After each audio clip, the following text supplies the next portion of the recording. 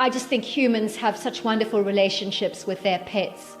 Well, this owner happened to have 2 pets that actually were starting to eat Bigfoot's carcasses of food. So can you imagine how his reaction would be to that? Well, you're going to find out now.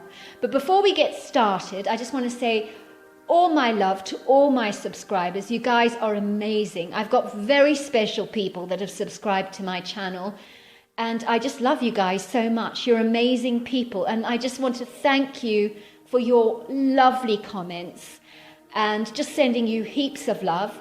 And if you haven't subscribed to my channel, please do. Click the notification bell, because I'm always sending out different stories every day that I get. And so you don't want to miss out on any of those. Let's get started. You're going to love this story. Dear Sarah and all your listeners, my name is Molly, and I'm originally from Atlanta. But when I got married to my husband Wayne, we both moved to rural Kentucky, where we converted the original plain white farmhouse into a beautiful, idyllic, shabby chic style lemon yellow cottage, which is surrounded by a white picket fence. Our beautiful garden is filled with large old oak trees and flower beds bursting at the seams with colourful blooms, complemented by a perfectly manicured lawn, which my husband Dwayne keeps in perfect condition all year round. Where I live, it's very rural and quite remote, with a beautiful lake downtown and plenty of untouched forest and countryside, which is perfect for would-be hikers and all those adventurous types that love to go exploring. Naturally, it goes without saying that there's a great deal of wildlife in our area. Sometimes you do get deer on our property, but more often than not, they tend to stay in the untouched areas of natural habitat, which consists of large, lush green forests, silvery lakes, beautiful meadows, and glorious valleys. My Bigfoot encounter happened in the fall of 2009, which is my favourite part of the year, because I simply adore those yellow carpets of glorious gold that literally caress the forest floor in regal splendour. I just think those shimmering gold autumn colours are utterly magnificent. My story starts when I had just had the most horrendous day at work. My boss was in an extremely foul mood, and he literally lost-witted with me over a report that I had filed, which he claimed was not up to my usual meticulous standards. I was flabbergasted, because I considered it to be one of my finest pieces of work to date, but he completely trashed it, so imagine how I felt. I was totally demoralised and completely downtrodden. Yet the day did get worse, believe it or not. My neighbour phoned me in a dreadful state about a large branch from a tree of mine that had fallen into his property due to a heavy windstorm. "What are you going to do about it?" he screamed. "This monstrosity is ruining my garden." "I will sort something out," I assured him. "I can hardly do anything about it now. I'm at work." As I drove my car through the rural back roads to my home, I was feeling completely defeated and deflated. It had been a terrible, terrible day, and I just could not wait to get home, to wind down and relax and finally put my feet up. You know that feeling. Suddenly I noticed a log strewn across the road, creating a barricade, and I literally held my steering wheel and screamed, "Oh!" It felt so good to release all that pent-up tension that had escalated throughout the day. Could the day get any worse, I wondered. I was about to find out. I slammed the door as I got out of my vehicle. It looked like someone had purposely blocked up the road, and I'm afraid my thoughts did wander to my neighbour. Had he done this to get his back on me, I wondered? It would be the sort of thing he would do. This neighbour of mine was an elderly man called Mr. Dixon, who everybody loved to hate. People in our area called him Mr. Grumps because he never wore a smile, and whenever he opened his mouth, it was invariably always to grumble and complain about something. Over the years, he had been known for his retaliatory behaviour. On one occasion, when our chickens wandered into his yard, he literally threw his dog feces over our garden wall in an act of revenge. And one time, he even threw snails over my wall so that they would eat up all my plants. It was early evening, and it was growing dark outside as the sun started to set. I marvelled at the spectacular yellow sunset mingled with the pretty shades of pink that blanketed the whole valley in glorious golden crimson tones. Luckily the log was not so heavy, so I pushed it to the side of the road. What a nasty piece of work Mr. Dixon was, I thought angrily. It was hardly my fault that a branch from our tree had fallen into his yard. As I was about to get back into my car to drive away, I suddenly had this ominous feeling that I was being watched, and it was such a creepy feeling. I could actually feel the hairs on my arms standing on end, and I had visible goosebumps. I looked around at the valley with its ubiquitous trees and thick underlayers of long grasses and shrubbery, and I wondered if I had imagined it all. The early evening felt unusually quiet, and literally the stillness set my nerves on edge. Something was very wrong, I thought. There was no late afternoon, early evening bird song, which I was used to. It was weird, to say the least. I got back into my car and drove off with that airy feeling still haunting my belly. When I got home, my yellow Labradors were lying on the ground with bellies that were so swollen and inflated they looked like they were 9 months pregnant. They lay on their backs on my white and black kitchen floor, barely being able to move a muscle. What on earth is wrong with Myrtle and Tiger? I asked my husband in horror. Should we not be taking them to the vet? Their stomachs are unnaturally distended and bloated. I'm afraid they managed to break open the huge bag of dog food I bought, said my husband.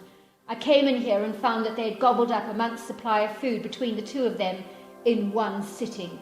You have got to be kidding, I said in horror. This really had been quite a day. The following morning, when I left for work once again, that horrible neighbour of mine had replaced the log in the centre of the road, and so I got out once again to pull it to one side. Thank goodness it's Friday, I thought. I've had about as much as I can take. I have the weekend to look forward to now. Let's hope the day goes by fast and that my boss is in a better mood. As I was moving the log to the side of the road, I thought I detected a dark, shadowy form moving behind a tree.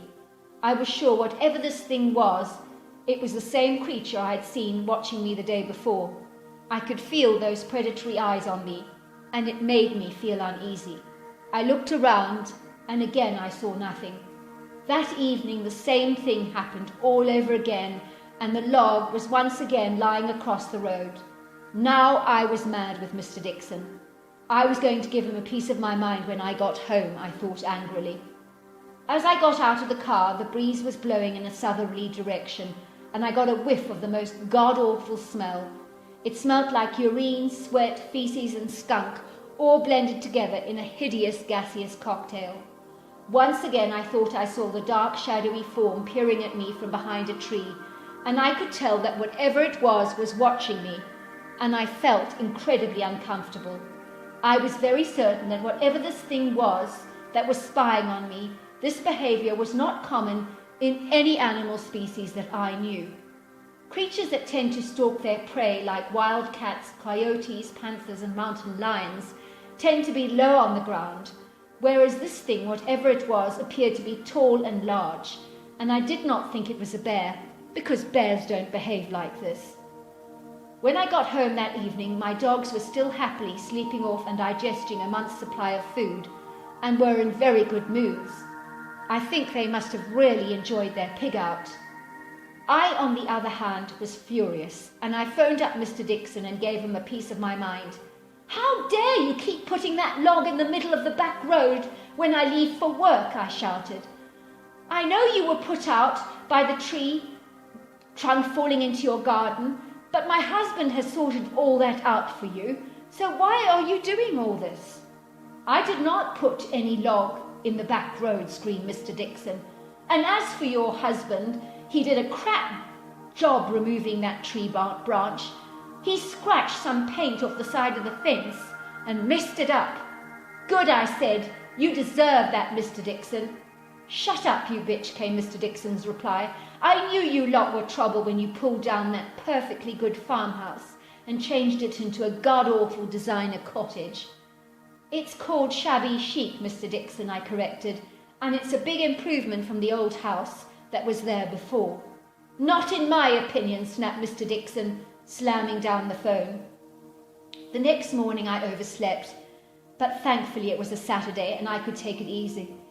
I decided I'd have a lazy day and potter around the garden and then later take the dogs for a walk in the late afternoon in the forest, near to where I'd seen that dark, shadowy form the day prior.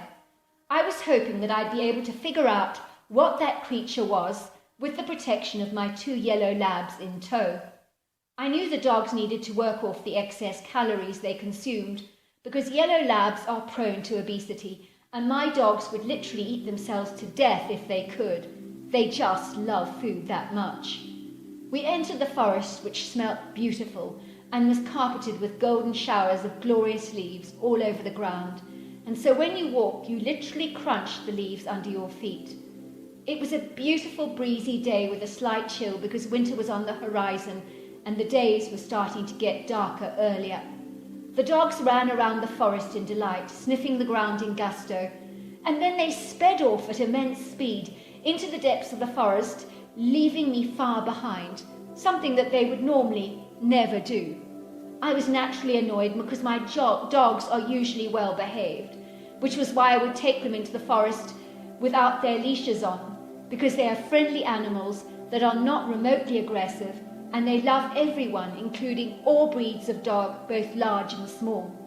I called after them, but they did not respond. "Tiger, Myrtle," I called, "come back at once! Tiger, Myrtle! Tiger, Myrtle! Tiger, Myrtle, come back! Tiger, Myrtle, Tiger!" As I ran into the forest, I noticed that horrible odour again that I had smelt the day before, and it was awful. I clenched my nostrils tightly and called out for my dogs again, but was met with total silence. "Tiger, Myrtle, where are you? Come on, Tiger, Myrtle!" I suddenly realised how spooky and creepy the forest felt, because it was so unnaturally quiet, but not in a peaceful way. In my gut I knew something was terribly wrong, but I couldn't put the pieces together and figure it all out. All I can say is I sensed this ominous, foreboding presence. Maybe other animals felt it too, because there was no sign of a darting squirrel or a curious chipmunk, nor was there the cheerful bird song that I loved so very much. But suddenly I heard this gobbling sound, as if creatures were eating something in a hurry, and as I ventured deep into the woods, that was when I saw my yellow labs tearing at a hefty carcass of a recently killed moose. And believe me, it was fresh, because the body was still warm to the touch. I grew very concerned. This was a freshly killed carcass, so the predator who it belonged to could be around and potentially could kill my dogs and myself, and we could both or all be in danger. Suddenly I heard this low guttural growl, and that noise was incapacitating. It went right through me, causing my whole body to shake uncontrollably. All I know is that I was filled with this overwhelming dread, and I knew that something quite terrible was about to transpire. The growling continued and got closer and closer and louder. Then we saw him, this monstrous creature, the likes of such I have never seen before, and in my eyes far more terrifying than an encounter with a large cat, such as even a tiger.